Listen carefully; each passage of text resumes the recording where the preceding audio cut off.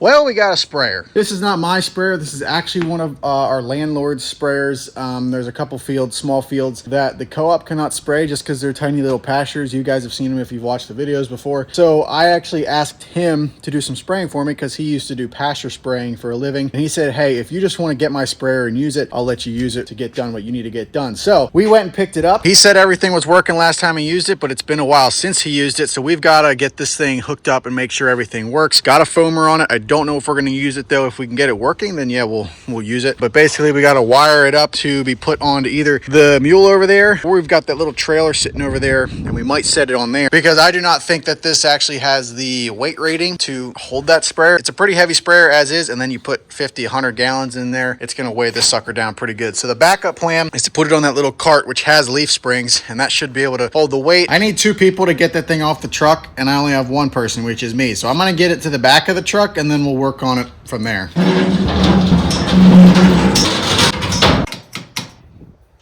Looks like I need to fix that. Okay, so we're getting our connections hooked up here. Got it hooked to the battery, nothing fancy, just a positive and a negative cable with a switch. And I don't know why it has 2 switches on it, but it has 2 switches. So switch it that way, then we should be able to hit the on button there, and it does turn on. I did test it. I should pause you so I don't get copyrighted. The problem I'm running into though is that the filter down here, so it's got a screen down here to screen out particulates and stuff, is when I turn this, we're leaking, it's dripping. And so I've been doing some like electrical tape work to try to stop it from leaking. Obviously it's a plastic fitting, so like you can't tighten it too tight or anything or you'll crack it. And I don't really want to go and get a whole new system here because this isn't my sprayer and I don't want to spend a whole bunch of money on something that I'm going to use maybe twice this spring. So I'm trying to minimize the amount of leaking by packing tape in there. And if I can at least get it to run good enough without too much leaking to get the 20 acres or not even 15, 16 acres of spraying I need to get done with it, we should be good. I really don't know what I'm doing. There's a whole nother set of like gauges and pressure stuff and levers up there to actually control my 3 sections of the boom. I don't know what that's set at, so I don't know if I hit the on button, if I flip the switch, if anything's going to come out, but we're going to try it.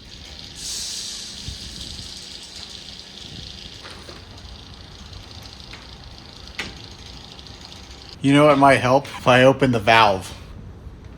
Now let's try. I'm quite confused right now. Hey, look at that.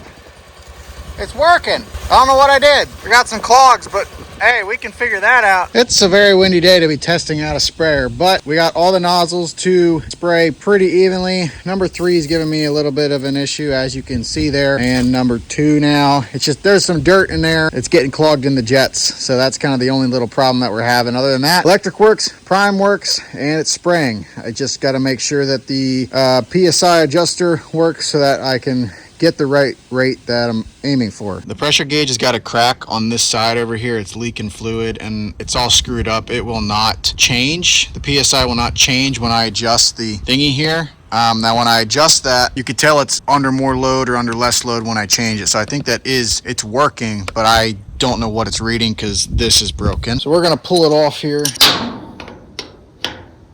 See how it's stuck at 30 PSI and there's no PSI on it currently? I think Tractor Supply has them, so we're gonna run out and get one. Went to Tractor Supply quick and actually got 2 things that I think are gonna fix 2 of our issues. Number 1, pressure gauge, and then I actually got gaskets for our strainer in the back. I realized I was at Tractor Supply looking at strainers that they had there, which I actually think I can swap it out if this fix doesn't work. But the strainer there had a gasket in it, and that one I believe does not. So I grabbed these because they were real cheap. If they don't fit, they don't fit. But if they do fit, it should fix our leaking problem in the back. This should hopefully fix our PSI problem. If you look in there, there is no O-ring in here. So we'll put our new one in, which fits perfectly. This is a 3/4 inch strainer, and I'm gonna leave the tape on there for now. Just, it might add an extra layer of protection. Might try without the tape if it's still leaking because it might not be seating up there correctly, but we're gonna try it like that first. And then the next thing is this pressure gauge, which I actually don't have any Teflon, and I should have grabbed some when I was there, but we're gonna use electrical tape and see if that works. But before I do this, actually, I'm gonna split this tape kind of down the middle so that I don't have a bunch of overlap. Strainer's still leaking, so I'm actually gonna pull the tape off. All right, we'll put this on, turn the valve, and look at that, no leaking. Gracious, it's windy out here. I hate this. It's the worst day to be doing this. It's cold and raw and I'm working with water. Anyway, we're hooked up. We're gonna flip the switch. Hopefully the PSI gauge works and we're not leaking out of our screen back here anymore. Screen's still good, not leaking. Valve is open. Tank's got water in it. Gotta let it run for a little bit, prime the system. Hey, look at that. It's working. We're at 25 PSI and we're gonna start opening our booms. Beautiful. Beautiful, beautiful. And right now we're down there at around that, man, I can't even read that, 5 PSI mark. So if I adjust this and crank it down, we should see this go up at some point, maybe. All right, well now we're maxed out and I'm not seeing any difference here. So at this point, not really sure where to go from here. It's saying it's reading around 7 to 8 PSI. Again, technically, according to my math, for my 2 quarts to the acre of prowl, I can run at this PSI at 3 miles an hour and get kind of the rate that I want. But I want to double check if that's really what it's putting out, if that PSI gauge is right. So I'm going to fill it up to a certain gallon mark here, and then I'm going to run it, time it. When the water runs out, we'll shut the timer off, and then we'll figure out math, figure out how many gallons it's actually putting out per minute, take the boom width, do some math, figure it out from there.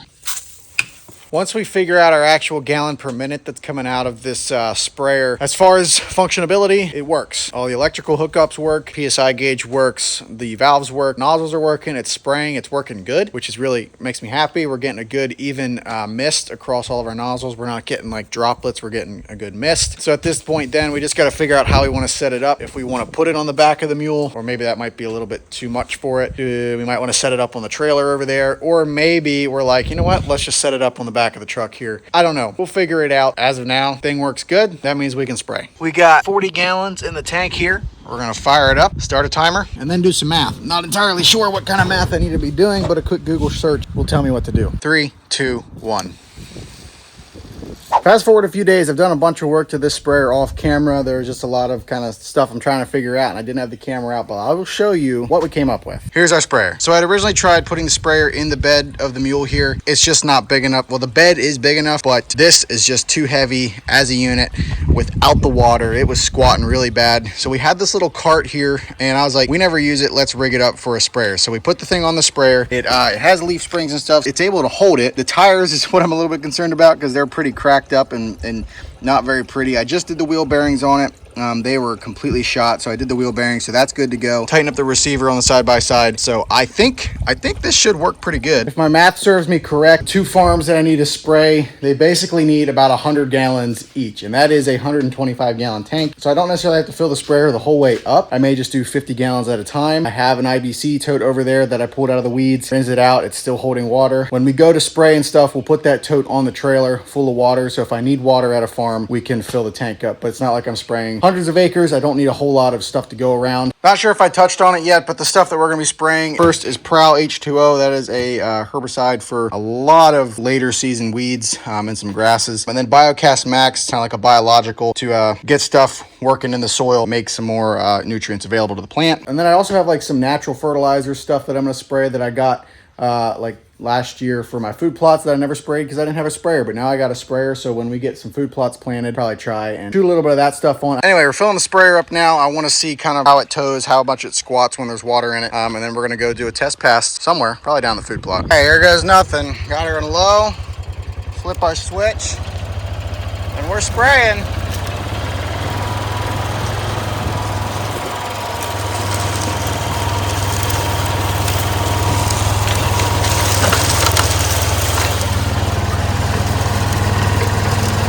I'm happy to say that the homemade makeshift, really janky looking sprayer is a success. The one downside of it, again, is those tires. They're so small, they do not float. So going across the food plot in there, it was bouncing all over the place. And I know that at least the one farm is kind of rough like that.